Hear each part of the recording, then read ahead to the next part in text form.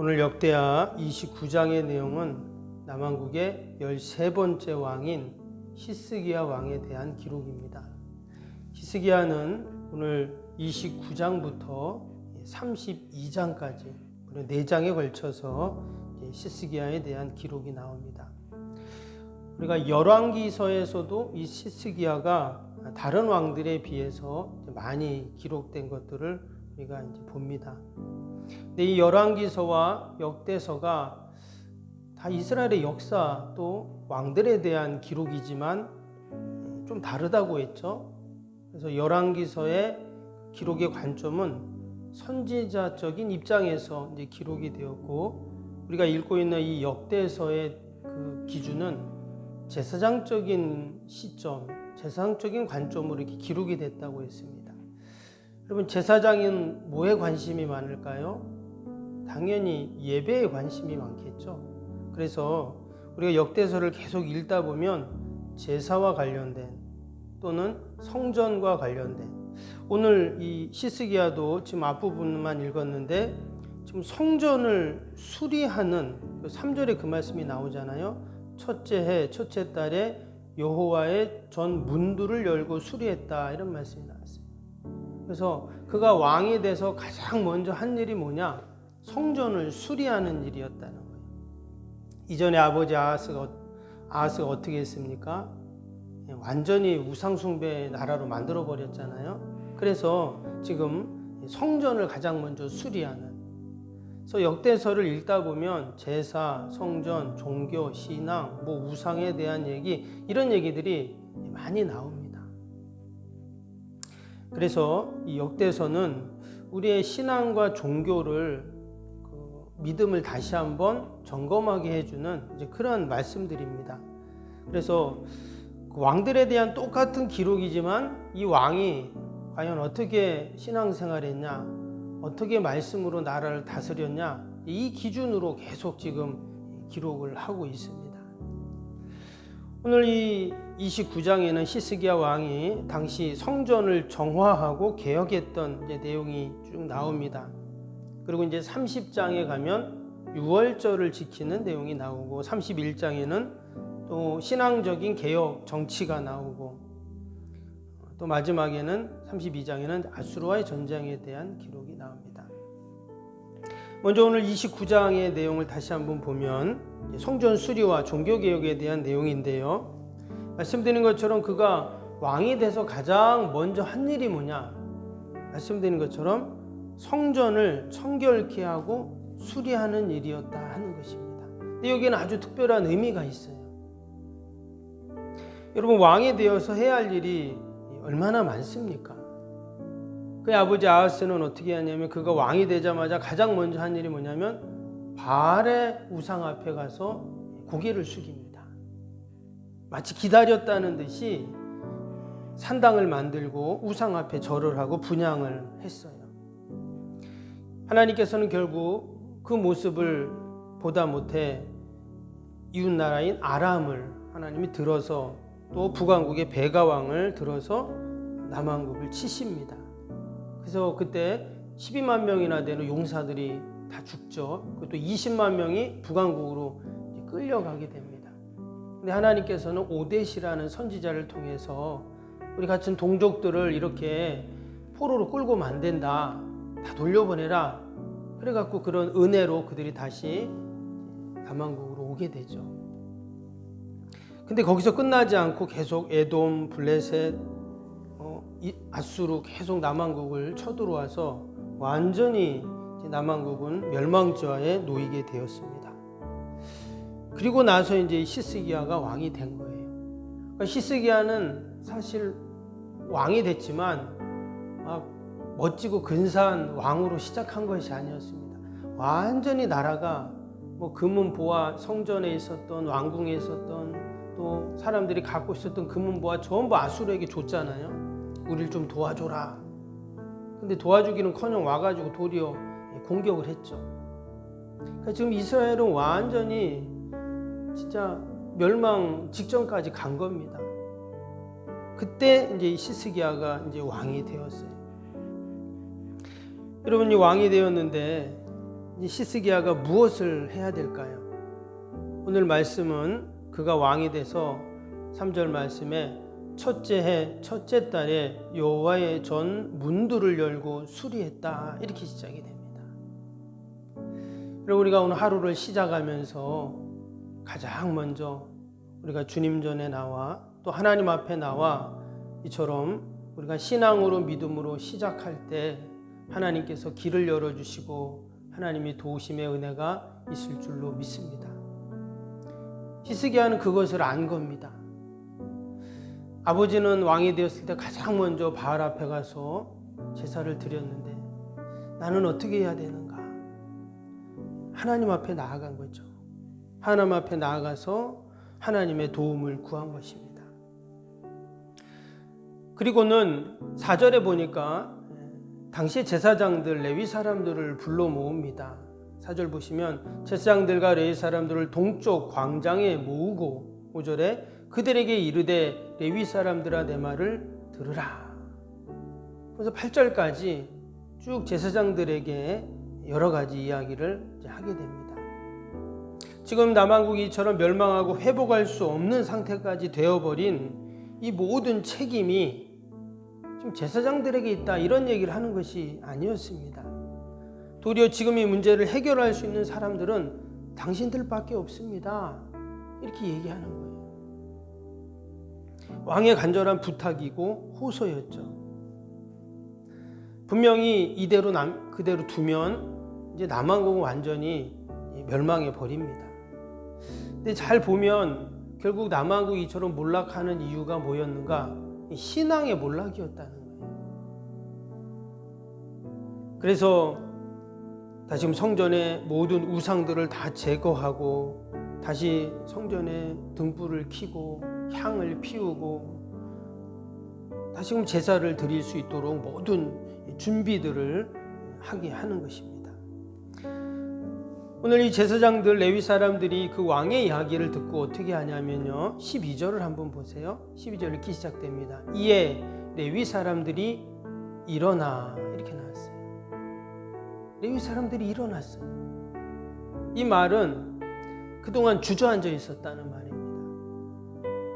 그렇죠. 지금 성전 안에도 바알의 신당을 모셔놓고 예배 안 드린 지가 요 근래 안 드린 게 아니에요. 왕이 지금 그 앞에 왔던 아하스 왕이 제사 같은 거 드리지 못하게 했겠죠. 우상 앞에가 절을 하니.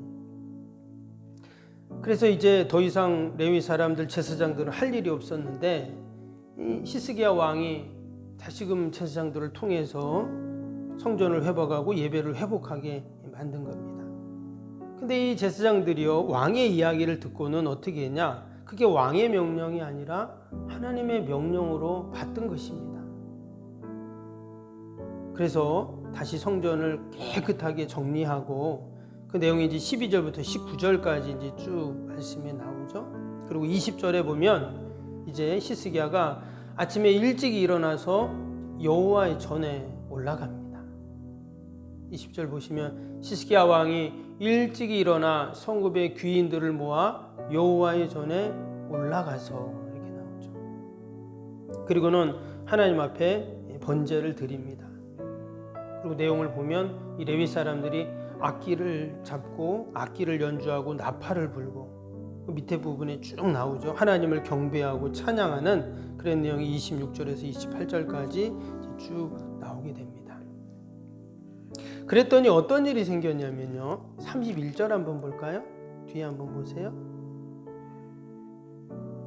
31절 보면 이에 시스기야가 말하여 이르되 너희는 이제 스스로 몸을 깨끗하게 하여 여호와께 드렸으니 마땅히 나와 제물과 감사 제물을 여호와의 전에 가져오라 하니 회중이 제물과 감사 제물을 가져오되 물은 마음이 원하는 자는 또한 번제물도 가져오니 회중이 가져온 번제물의 수요는 숫소 70마리요 순양이 100마리요 어린 양이 200마리니 이는 다 여호와께 번제물로 드린 것이며 또 구별하여 드린 소가 600마리요 양이 3000마리라. 34절 보세요. 그런데 제사장이 부족하여 그 모든 번제 짐승들의 가죽을 능히 벗기지 못하고. 앞에 말씀드린 것처럼 지금 남한국이 완전히 멸망의 그 상황이 되었다 그랬죠. 모든 재물 다 빼앗기고 또 백성들도 북왕국의 포로로 끌려갔다 돌아오고 뭐 모든 게 다 엉망이죠. 근데 지금 히스기야 왕이 하나님 앞에 나가 이처럼 온전한 예배로 나아가니까 백성들이 그 모습을 보고 따라하고 있어요. 아무것도 없을 것 같았는데, 먹을 것도 없을 것 같았는데 오늘 말씀에 보니까 그들이 가져온 희생 제물이 어떻습니까? 어마어마합니다. 어디서 이런 소와 양과 번제물이 생겼는지, 먹을 것도 없는데 이것들을 다 하나님 앞에 가져와서 하나님 앞에 헌신하는 그런 모습들을 보게 되죠. 그리고는 이제 30장에 가서 이제 그들이 유월절을, 성대한 유월절을 그들이 이제 지키게 됩니다. 지금 남한국이 다 망한 것 같았죠. 용사들이 12만 명이 죽었습니다. 또 포로로 끌려갔던 20만 명, 다시금 그들이 돌아오긴 했지만 그 수치와 치욕은 이루 말할 수가 없습니다. 그런데 하나님 앞에 온전한 예배 자리에 나가니 하나님께서 그들을 다시금 그 옛날 하나님의 그 영광의 자리로 또 남한국을 이제 세워 가십니다. 오늘 마지막 36절에 보니까 이런 말씀이 나왔어요. 이 일이 갑자기 되었으나 하나님께서 백성을 위하여 예비하셨으므로 히스기야가 백성과 더불어 기뻐하였더라. 여기 보면 하나님이 그 백성들을 위해서 예비하셨다는 말씀이 나옵니다. 여러분, 우리가 예비하는 이 시간 하나님께서 우리를 위하여 예비하시는 것이 있다는 말이에요. 우리는 하나님께 예배드리고 있지만 하나님께서 이 예배의 시간에 우리의 기도의 제목들, 마음의 소원들, 또 우리의 간절한 바람들을 하나님이 아시고 여러분 예비하시는 줄로 믿습니다. 그리고 백성들이 더불어 다 기뻐하는, 지금 나라는 완전히 망한 상태지만 여러분 예배를 드리니까 다시금 이처럼 기뻐합니다. 올해 우리 교회 표가 예배의 기쁨을 회복하는 해라고 올해 우리 교회 표를 잡았습니다. 우리가 한 해를 다 마무리하는 가운데 있는데 여러분, 우리가 어디서 기쁨을 얻을 수 있을까요? 우리의 예배가 회복될 때, 하나님의 관계가 회복될 때, 말씀이 회복될 때 여러분 거기에 진정한 기쁨이 있죠. 지금 이스라엘 백성들은 아무것도 없습니다. 말 그대로 남한국이라는 이름밖에 없어요. 근데 히스기야 왕이 가장 먼저 하나님 앞에 가서 예배드리고 온전한 희생의 제물을 올려드리고 그랬더니 온 백성들이 더불어서 다 기뻐하는 이런 은혜를 지금 누리고 있습니다. 여러분, 이후로 어떤 일이 생길까요? 당연히 이스라엘은 회복이 됩니다. 그래서 전무후무한 그 옛날 솔로몬과 다윗 왕 때처럼 전무후무한 나라로 다시금 하나님이 세워주시죠. 우리가 오늘도 귀한 새벽 가장 먼저 하나님 앞에 나와 이 예배 자리에서 우리가 함께 믿음으로 하루를 시작합니다. 하나님께서 예비하신 은혜를 분명히 주실 것이고 오늘 하루도 또 승리하는 복된 하루가 될 줄로 믿습니다. 기도하겠습니다. 사랑과 은혜가 충만하신 하나님 아버지, 이스라엘이 완전히 멸망지하에 놓였지만 히스기야가 가장 먼저 하나님 앞에 나가 예배하고 또 성전을 다시금 수리하고 또 백성들의 신앙을 다시금 돌이켰을 때 하나님 놀라운 하나님의 구원의 역사들이 있었는 줄로 믿습니다. 하나님, 오늘 하루도 우리가 회복해야 할 것은 예배의 회복이요 말씀의 회복이요 신앙의 회복인 줄 믿사오니 귀한 새벽에도 주님 약속의 말씀 꼭 붙잡고 믿음으로 나아가게 하여 주시옵소서. 귀한 새벽에도 하나님, 또 우리가 나라 민족과 또 교회와 이웃과 사랑하는 자녀들 다 올려드리오니 하나님 돌봐주시고 선하게 인도하여 주옵소서. 특별히 우리가 한 해를 마무리하는 가운데 있습니다. 하나님께서 지난 한 해 아버지 도우시고 함께 하심을 감사하며 늘 하나님 채워주시고 넘치게 하셨던 은혜들을 찬양하는 귀한 새벽이 되게 하여 주옵소서. 그리고 대망의 2022년 우리가 믿음으로 하나님 맞이하는 귀한 은혜가 있게 하여 주옵소서. 하나님 오늘도 우리 사랑하는 자녀들, 또 우리 환우들, 또 우리 연로하신 어르신들 늘 지켜주시고 보호하시고 함께하여 주시옵소서. 특별히 병상 있는 환우들을 돌봐주시고 그 마음을 위로하시고 하루속히 회복되고 치료되고 강건해지게 하여 주시옵소서. 아버지, 기도회에는 이런 종류가 날 수 없다고 하셨습니다. 내 힘으로 할 수 없는, 또 어찌할 수 없는 인생의 문제들, 하나님 기도할 때 하나님이 반드시 해결해 주시고 길을 열어 주시고 하나님 사방에도 사막에도 강을 내시는 하나님께서 놀라운 은혜로 또 하나님 섭리로 함께하여 주실 줄로 믿습니다. 그러한 소망과 믿음을 갖고 함께 기도하는 복된 새벽이 되게 하여 주시옵소서. 감사하며 예수님의 이름으로 기도하옵나이다. 아멘. 하늘에 계신 우리 아버지, 아버지의 이름을 거룩하게 하시며 아버지의 나라가 오게 하시며 아버지의 뜻이 하늘에서와 같이 땅에서도 이루어지게 하소서. 오늘 우리에게 일용할 양식을 주시고 우리가 우리에게 잘못한 사람을 용서하여 준 것 같이 우리 죄를 용서하여 주시고 우리를 시험에 빠지지 않게 하시고 악에서 구하소서. 나라와 권능과 영광이 영원히 아버지의 것입니다. 아멘. 사랑과 은혜가 충만하신 하나님 아버지, 귀한 새벽에